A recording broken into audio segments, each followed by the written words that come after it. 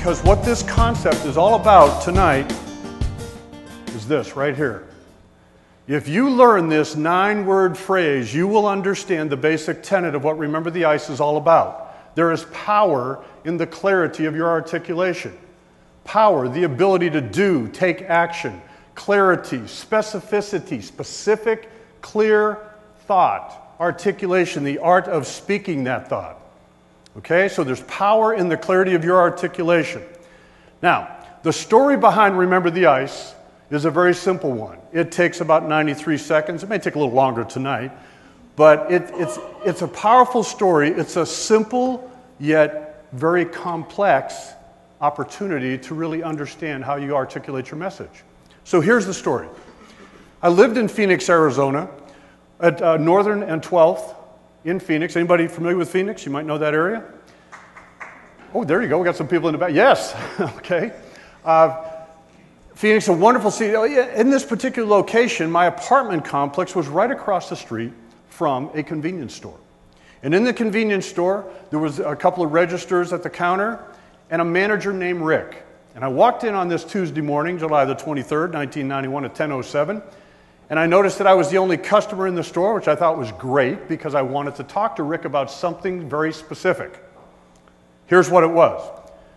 This sign was above his cash registers, both of them. So I asked him, Rick, how are your ice sales? He said they're terrible. By the way, did I mention this was Phoenix in July? This is the audience participation part. It is okay to laugh. Okay, good. So when I asked him that, he said, terrible. I said, Rick, you know what? If you'll give me a piece of paper and a magic marker, I believe I can help you out. So he did. So I created a new sign. Slid it across the counter, put it up. Immediately changed the subject matter because I wanted him to stop thinking about the sign and think about other things. We talked for a couple more minutes, and then I left. I went across the street back to my apartment. I was a little bit excited. And I'll share with you what I did when I got back to my apartment, specifically, in just a moment. So what happened was I said, well, Rick, listen, have a great afternoon, have a great morning and the rest of the week, and I'll talk to you in a couple of days. Well, I purposely stayed away for about 30 days. When I came back, he saw me coming across the street through the window and did one of these. You, come here. I got to talk to you. Well, I was pretty excited, so I trucked across the street. Now we're standing outside the convenience store. Think of this as an ice box with the bags of ice. And we're standing here, we're looking at it, he goes, what did you do? I'm selling ice like crazy. I said, I'll bet you are. I said, Rick, let me explain it this way. Ladies and gentlemen, if I say to you right now, don't think of the color blue, what color did you just now think of? Blue. If your customers used to look at a sign that said, don't forget the ice, what were you telling them to forget? He had the V8 moment. Oh my gosh, the ice. I said, that's right. So when your customers now see this sign, what do? He said, it's incredible. I said, what's going on? He said, it's incredible. People come into the store, they get ready to make their purchases. Nobody says a word about ice.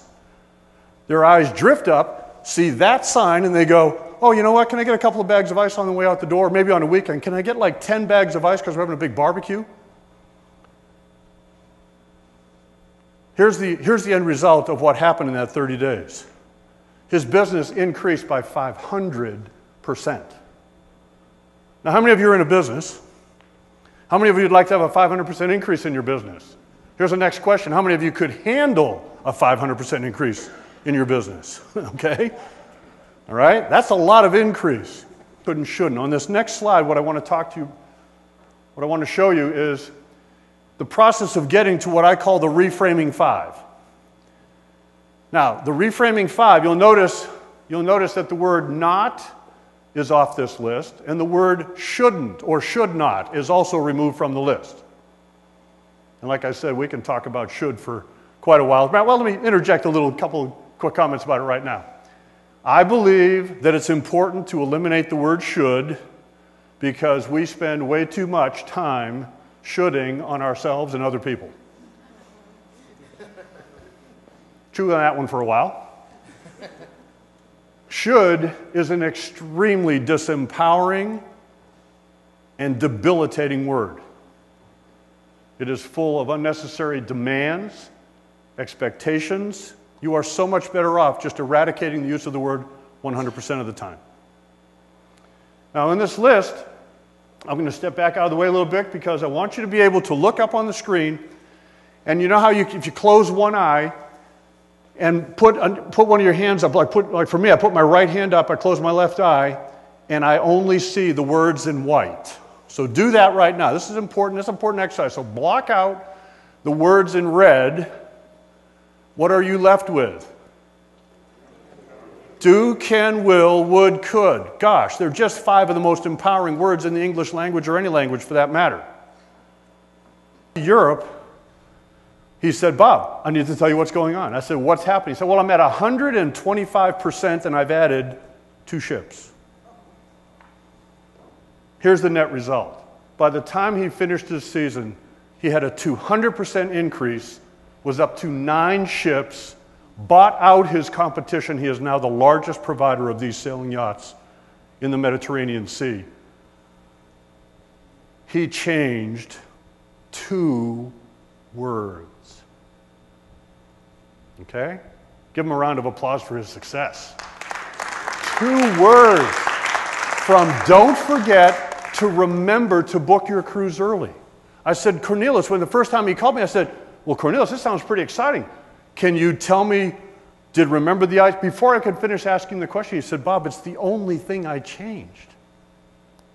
I changed it. Here's the other thing that Cornelius did. He embraced the concept. Finish up the event with this. There is power in the clarity of your articulation. Remember, the ice is about helping you to attract the life you want through empowering word choice.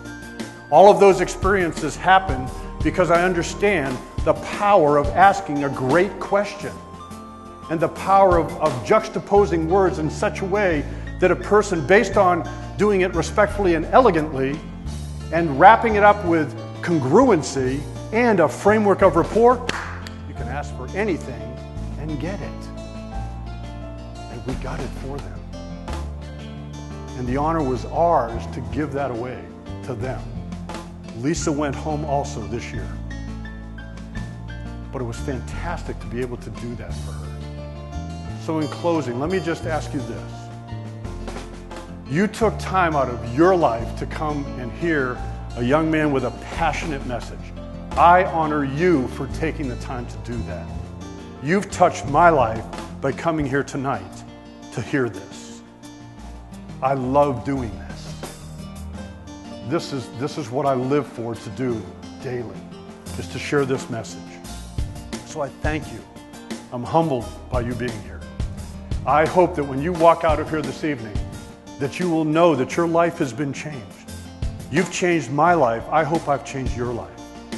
It's an honor to speak to you tonight. I thank you very much for being here. Have a fantastic day.